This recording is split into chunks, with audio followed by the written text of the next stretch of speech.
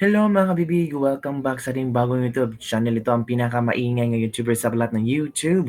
Ako si Kabibig, maglabag-labag na ta with evidence mga kabibig. Nako, eto na. Oh, maraming mga basher sa Senator Amy Marcos na sinabihan siyang kinarma, pabida-bida, paepal, yan ang napala mo. Bakit pa kasi nandyan ka sa ICC? Para pabida-bida? Para sabihin ikaw ang hero? Para ikaw ang sabihin na nagpapalaya kay Digong? Nako po mga kabibig, grabe ang mga ang mga bashers ng Senator Amy Marcos ba? Hindi na nakikita ba?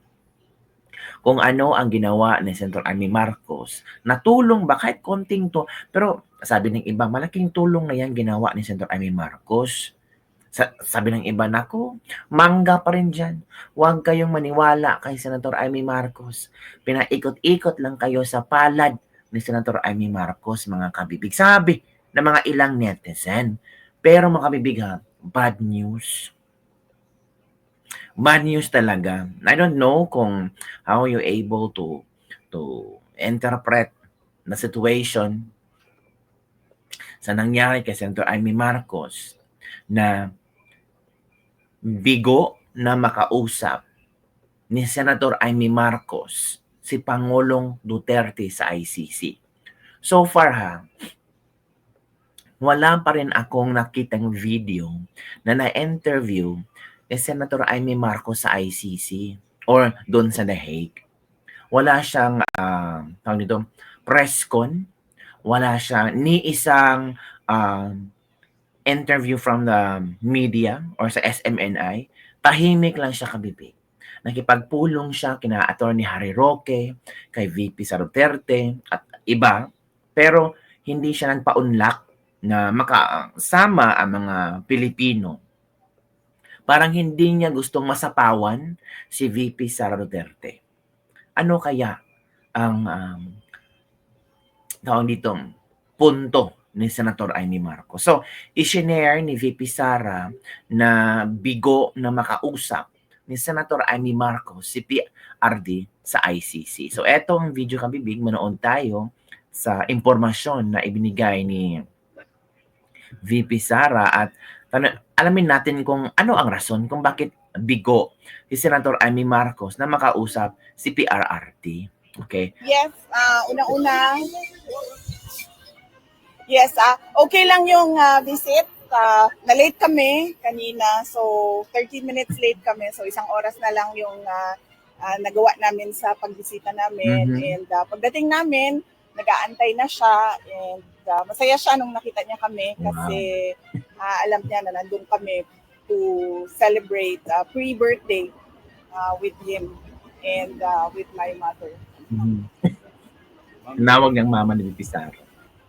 Tapos, as usual, binilhan ko din siya ng Coke Zero. Pero hindi niya ininom. Sabi niya, dalhin lang daw niya sa kwarto yung Coke Zero. Pero isa lang ang pinabili niya. Meron daw ba kayong mga news from the Philippines na na-share sa kanya at ano yung mga reaction niya sa mga news na dala-dala niya? Yes, nag-share ako ulit. Na-share ko na noon sa telephone call, pero shinare ko din ulit sa kanya na nanalo yung dalawang PDP laban na senator candidate, tapos yung isang guest candidate, si Marcoleta, plus dalawang guest candidate from Alianza, si Senator Camille Villar at Senator Amy Marcos. And binanggit ko din sa kanya na nandito si Senator Amy Marcos pero hindi siya pinayagan ng ICC na makabisita at makausap si dating Pangulong Rodrigo Duterte. At nabanggit ko din ulit sa kanya na nag-submit si Senator Amy Marcos ng kanyang findings sa committee hearings niya from the Senate to the Ombudsman. Ano po yung reaction ni Presidente? Unang-una, nagpasalamat siya. At pangalawa, sabi niya gusto nga daw niya sana makausap si Senator Amy. Gustong makausap ni Pangulong Duterte si Senator Amy Marcos. Kasi alam ni Pangulong Duterte na si Senator Amy Marcos lang ang totoong tao sa mga Marcos na nakahalubilo niya. Tingnan nyo, gustong makausap ni Pangulong Duterte si Senator Amy Marcos. Sabi pa ng iba, nako, yung panahon ng eleksyon, hindi itinaas ni PRRD ang kamay ni Amy Marcos. Pero sabi ni Senator Amy Marcos, October pa lang, inubo na lang ako. October pa lang, naitaas na ang kamay ni Amy Marcos, ni PRRD. O, di ba? Close friends sila. O, ngayon, kung sana mapagbigyan si Senator Amy Marcos na makausap si PRRD, gusto ni PRRD na makausap si Amy. Ano kaya pag-uusapan na, no? Baka tungkol kay Bangag. Bangag talaga. So hindi nga daw payagan. Pero sabi niya, there will be another time for that. Wow. GMA?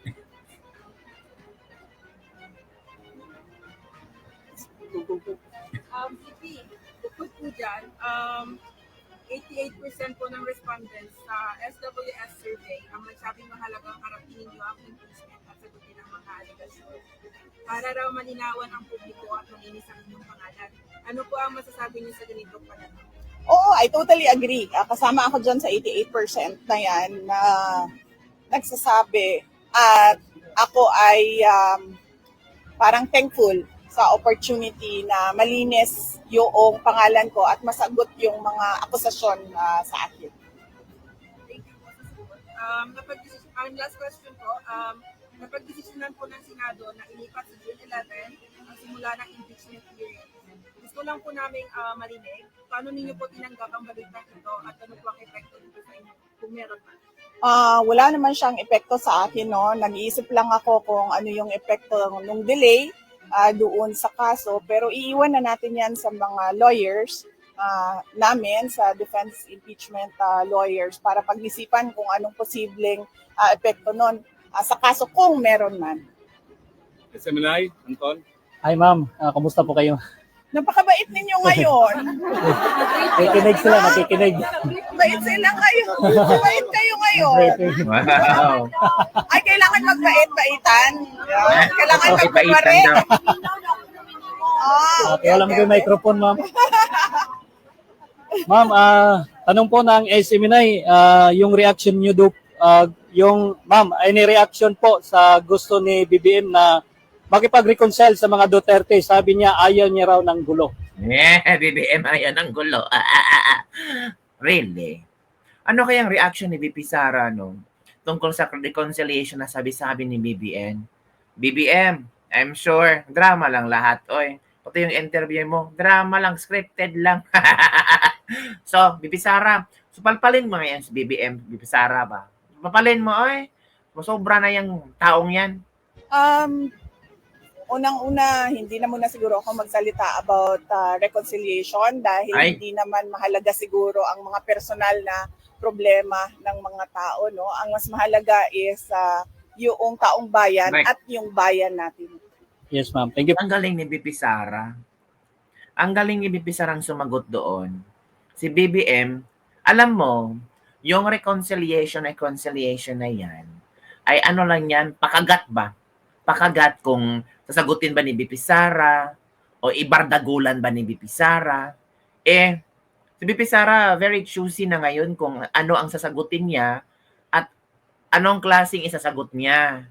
Ngayon, sabi ni VP Sara, huwag ko muna sasagutin yan, pangbata lang yan Ano ba yan, oy?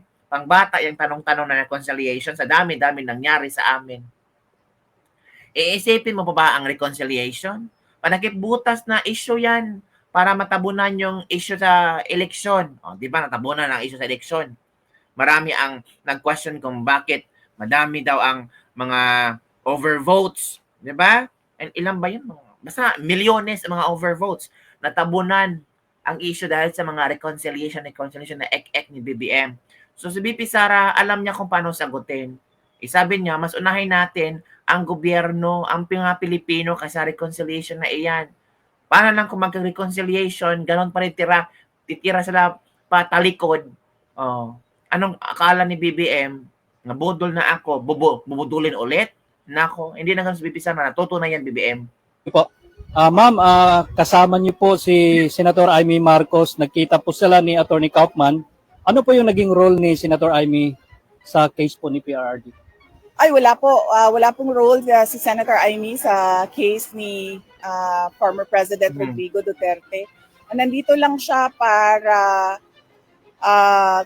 kausapin na si Attorney Kaufman. Kung ano man yun na pag-usapan nila, wala ako doon. Okay. So, mas mahalaga siguro na makausap ninyo si Senator Amy Marcos. At ano yung isang tanong, sir? Yung role niya? Wala siyang Walang role po. role. Sa either sa defense or doon sa ICC prosecution case, wala pong role si Senator Amy. So, si Senator Amy lang ay kinausap lang niya si Nicholas Kaufman at nagsumiti siya ng mga dokumento ng findings niya sa Senate hearing na pwedeng makatulong sa sa kay Tatay Digong. So, yun ang ginawa ni Senator Amy Marcos. Well, in fact, hindi nag-comment si BBM. Oo, mga kabibing. Walang komento. Ang sabi ng BBM, no comment. Oh, tinanong si Auntie Claire. Si Auntie Claire ba? Tinanong si Auntie Claire, BBM, si Amy Marcos, sama ni VP Sara puntang ICC. Ganito, ganyan. Tapos, siya daw ang totoong tunay na Marcos. Uy, alam mo ba kung anong sagot ni BBM? No comment. Yun ba ang gusto ng reconciliation? No comment. Ito kabibig. Manood tayo sa no comment ni BBM. BBM ay puro lang no comment. It's demanding. Ay, ewan ko Hi, Pilipinas kong mahal. Kumusta ang Pilipinas? Ito na. Kinig tayo. No comment, si Auntie Claire. Good afternoon, Yusek. Yusek, we would just like to get a comment sa pinost ni Senator Amy Marcos. It was a photo with Attorney Nicholas Kaufman, and in her caption, she said, allow me to quote her, Yusek, "Hindi ako naghintay ng 39 years para lang magkamali muli. May Marcos na natuto sa kasaysayan." Correct. In response po. Masaya po na umaamin po si Senator Amy Marcos sa kanyang mga pagkakamali. Wow. Pero nung aking tanungin po ang Pangulo patungkol po dyan, ang kanyang sinabi po ay no comment. Ay, it means si BBM hindi natututo pala. Hindi natututo si BBM. Ano nangyari? Buti pa si Amy. May natutunan sa nangyari lang noon. Martial law, sinugod ang Malacanang, ang tao ay galit na galit sa kanila. Ito kasi si BBM, kasalanan kasi natin yan kasi napabudol tayo.